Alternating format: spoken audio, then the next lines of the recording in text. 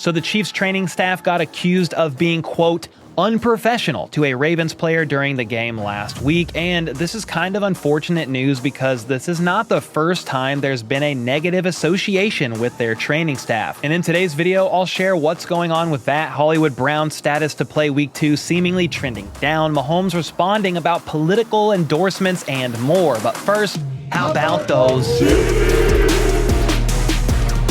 All right, first up, according to a player on the Baltimore Ravens, the Chiefs' medical staff really let him down after his injury in Thursday's game. So I do want to talk about what the fuss is going on there, but I also want to touch on a couple of pretty interesting takeaways from looking at the Chiefs' snap counts from week 1. One thing I personally was curious about was the pecking order of wide receivers.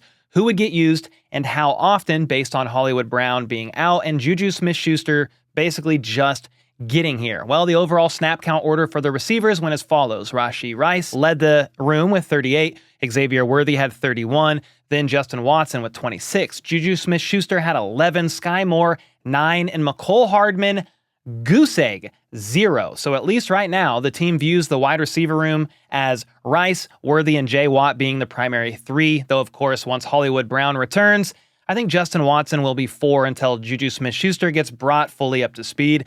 And even when Juju does, Watson could still very well out-snap him. Hey, shout out to Juju, by the way. He got engaged over the weekend, I believe, so congrats to him and his fiance for that.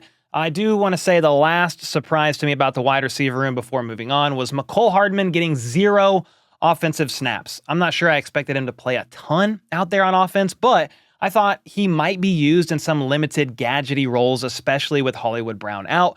For now, though, it looks like Mecole is solely on return duties, both punts and kickoffs for the team. Then on defense, the cornerback 2 battle for now appears to be won by Jaylen Watson, who was clearly the snap leader there. Trent McDuffie had 74, leading the room. Then it was Jaylen Watson, just 3 less snaps with 71, followed by Joshua Williams, who had 31. So for now, it appears Jaylen Watson is being given the nod as CB2, at least from a snap count perspective. The other thing I wanted to mention about this game is apparently the Chiefs' medical staff let down pass rusher Kyle Van Noy in a pretty bad way. These are his words from his podcast. Van Noy suffered a pretty decent fracture in the orbital bone around his eye in the third quarter of this game. It wasn't a serious injury. Again, these are his words. It wasn't a serious injury, but it wasn't minor. He described it as a moderate injury. Well, he was clearly disappointed at the fact that he had to wait nearly an entire quarter to be seen by a doctor about his eye. When things like that hurt, you get hurt, especially something that could be serious like mine was, you're supposed to rely on the team's training staff or, their doctors. And I was supposed to see a ophthalmologist, and they took an entire quarter to get down to talk to me in the locker room, which to me is unacceptable. And just the way it took time was super unprofessional to me. I understand how Kansas City, the players have given that training room an F, because with my experience, I would have probably after that gave them an F too. And yeah, the Chiefs training staff did receive an F grade in the NFLPA's 2024 player survey and a D+ back in 2023. So for whatever reason, even Chiefs players seem to have a hard time with the Chiefs training staff, with part of the complaints being players feel there is not enough staff available to them to get their needs met. Well, with it taking nearly an entire quarter for a doctor to get to Van Noy, I wonder if that once again was the case, understaffed, and I have no idea how long that's actually supposed to take, but in an ideal world, I do wish a doctor would have gotten to Van Noy a bit quicker. Either way, I don't think it was anything intentionally done by the medical staff, like making a way opponent, wait around to keep them out of the game intentionally, but I would hope in the future that players are able to get looked at more in line with whatever is standard around the league as far as wait time goes to see a doctor. I'm not privy to that information, but at least according to Kyle Van Noy, it was longer than it should have been. Next up, I want to focus on the Bengals a bit here and the uncertainty of Joe Burrow's wrist that he had surgery on this offseason, Hollywood Brown's most recent injury update, as well as Mahomes weighing in on politics, sorta. But before I do, I want to share how you can enter for your chance to win this custom full-size helmet signed by linebacker Drew Tranquill. This is made possible by the season-long partner of the channel, Chiefs Bids. That's right, they are back for another season, and we will be giving away signed Chiefs memorabilia or sometimes even game-worn items on a weekly basis. Chiefs Bids is accessible through the official Chiefs app, and they have all kinds of signed memorabilia by former and current Chiefs players that you can bid on. Right now, some of the items I see are mini helmets signed by Noah Gray and Christian Okoye, full-size helmets signed by Harrison Butker, Jaden Hicks, among others, and even commemorative tickets of this Week 2 matchup against the Bengals signed by Trent McDuffie and Mike Pinnell. To view these items and bid, make sure you have the official Chiefs app downloaded, then get into the app. Click More, click Bids, and you are in there to see all the items they are auctioning off, and they update these all the time, so make sure to check back frequently. And now, to enter for your chance to win this Drew Tranquil helmet, all you got to do is join the Chiefs Bids private Facebook group. Link is in the description, or scan the QR code here on the screen. Accept the group rules. That's a big one. Make sure you accept those, and when approved, comment the word HBT Chiefs on the giveaway post pinned to the top of the page right here in the featured section. I will be selecting the winner on Tuesday, September 17th using a random comment picker, and we'll let the winner know by responding to you in the group on that post. So again, go to Chiefs Bids private Facebook group ASAP for your chance to win. All right, we'll look at the injury report at the end of this video, but Andy Reid shared today during his presser that there's no real injuries to report on other than wide receiver Hollywood Brown, noting he's the only player that's, quote, banged up. Hollywood's continuing to work on the sternoclavicular dislocation and get it rehabbed, but he did not practice out there today. Even though he didn't practice today, Andy Reid didn't rule out the idea of him playing this Sunday. When asked about if Hollywood is trending towards not playing based on him not practicing today, Andy responded saying not necessarily. So we'll have to see if there's any positive progression for Hollywood on the injury report as the week progresses. For example, if he remains a do not participate all week, he's probably not playing. However, even if he upgrades to a limited participant, there is still a chance he plays Sunday. But basically, it's too early to tell for sure one way or another at this point in time. The fact that he didn't practice today, though, kind of makes things seem like Hollywood is not trending towards playing.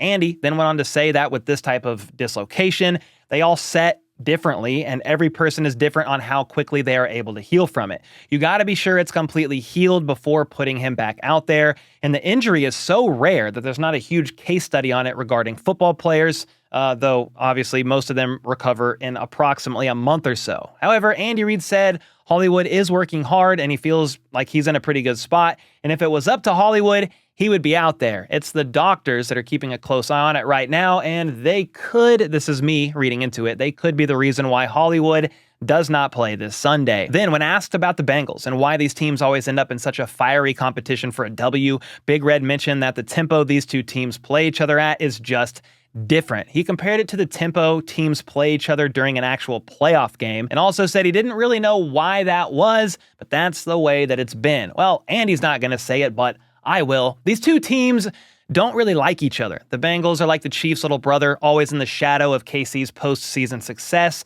Their greatness in spite of Cincinnati winning 3 out of 4 games against KC when Burrow has been the starter.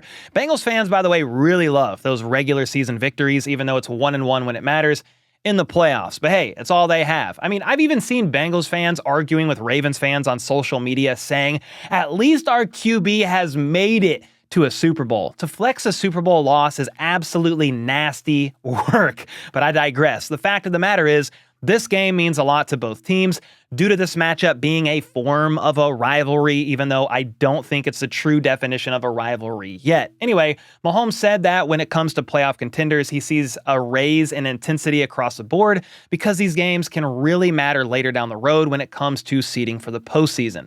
Speaking of Mahomes, he weighed in about a few different players from last week's performance, with the first being Noah Gray, who recently reached a 3-year extension with the team. Mahomes said he deserves the extension that he got because Noah is a smart player, a guy that can just do it all. He can get open, he can block, he can come in for Trav at times, and you can tell he's learned a lot from Kelsey during his time here. Andy Reid echoed some things about what Mahomes said, and then also added Gray is a great player on offense, a 4-phase special teamer, loves being here, and can spy Kelsey when he's not in the game. It definitely seems like he's a guy beloved by his coaches and teammates, and they are glad to have him around for a couple more years at least. Next up, Rashee Rice had an incredible game against the Ravens, his 4th game ever of over 100 receiving yards, and that trend hopefully continues for him this season. Andy Reid said that Rice is more comfortable out there this year compared to last, a consistent catcher, great at working himself upfield. He's really developing his whole game and will continue to grow even more as time goes on. Mahomes added that Rice is more versatile and can be used in ways out there that he just wasn't ready for last year during his rookie season. Then you combine that with other weapons around him on the offense, that allows Rice to get open even further, helping his case. Xavier Worthy is one of those guys that helps him get open, and he did a nice job in his first game. Andy Reid said the success he had is a positive, and while he's not guaranteed 2 touchdowns a week, Andy wouldn't mind seeing performances like that from him more often than not. Worthy himself also spoke with the media today, sharing that he spends a lot of time focusing on opposing defenses' tendencies pre-snap, which he believes helps lead to on-the-field success. And with Worthy taking the top off, of course, it helps open up opportunities for players like Rice and Trav. And last week in particular, Rice really took advantage of that. I'm sure the Bengals are going to be well aware of both Rice and Worthy out there. And before I get into a little more about the Bengals and Joe Burrow's wrist / week 1 performance in particular, I did want to mention that Patrick Mahomes was asked several political questions today regarding the election. I typically steer clear of political stuff on the channel, but it can't always be ignored, and I think it's foolish to actually do that and pretend like this stuff just doesn't exist in the world. Basically, Brittany Mahomes liked to post about Donald Trump on IG a few weeks ago, maybe a couple weeks ago, which many took to believe that's who she's in support of for this election. Well, Taylor Swift just endorsed Kamala Harris last night, and in response to that, Trump said he likes Mrs. Mahomes better anyway, calling her a big Trump fan. Well, when you have all that circulating, all that going on in the news from a former president and one currently running for re-election, and he's talking about the spouse of QB1, of course, Mahomes is going to get asked several questions about it. He honestly navigated the questions pretty well, like always, professionally, saying he doesn't feel like his platform is one he wants to use to endorse a particular candidate, but instead, he would rather raise awareness on getting people registered to vote and encouraging them to study candidates for themselves and then make an informed voting decision based on their own personal convictions. At the end of the day, his goal is to be the best person he can be for his family and the community, and that's the same mindset of his wife, Brittany. He also has a lot of friends all across the political spectrum, something that's a common sight in locker rooms, and he also said, quote, "When I hang out with other people, I don't think about political views, I think about how they treat other people." I mean, what a normal response from somebody who doesn't worship the idol of politics. You can vote for who you want to vote for, and you're free to do so. That is a great thing about living in the US of A. And with that, vote for who you want. I do not care, but let's move on because this segment has gone on long enough. Maybe even, vote for Mahomes and Kelsey 2024. Let's go. Anyway, the Chiefs play the Bengals this Sunday at 3:25 p.m. Arrowhead time, with the majority of people picking the Chiefs to win this game, and rightfully so, based on their Week 1 performances. The Bengals just lost 10-16 to the Patriots, one of the worst teams in the NFL who are in the midst of a rebuild. One thing to keep an eye on during this Week 2 matchup is quarterback Joe Burrow and the wrist he had surgery on this offseason. Burrow did say after the game that his wrist felt good, but during the 4th quarter of that game against New England, he could be seen squeezing his hand shut and moving his wrist around. Then when he was on the bench, he was checking his wrist out, doing the same thing, and even awkwardly picked up a water bottle. It was like he couldn't even properly bend his wrist. So his wrist was clearly bothering him to some extent in that game, and honestly, his wrist could be bothering him for a long time. Burrow regularly, or reportedly, has been dealing with stiffness and swelling in that wrist, and Dr. Jesse Morse believes Burrow will be dealing with some issues there for the rest of his career. It's definitely something to monitor, especially for this Sunday's matchup. According to Next Gen Stats, Burrow had the 3rd lowest pressure rate of his career, so good on Cincy's O-line. In spite of that, though, he was still sacked 3 times and only threw 3 passes over 20 yards, completing just 1 of those in the middle of the field. He averaged an anemic 5.6 yards per attempt. That was 26th among Week 1 QBs, even though he virtually had no pressure. Meanwhile, Patrick Mahomes finished Week 1 second out of all starting QBs, only behind Anthony Richardson, with 10.4 yards per attempt, and he was also 3rd in passing yards, only behind Matt Stafford and Tua Tagovailoa. That's nearly double Burrow in both yards and yards per attempt.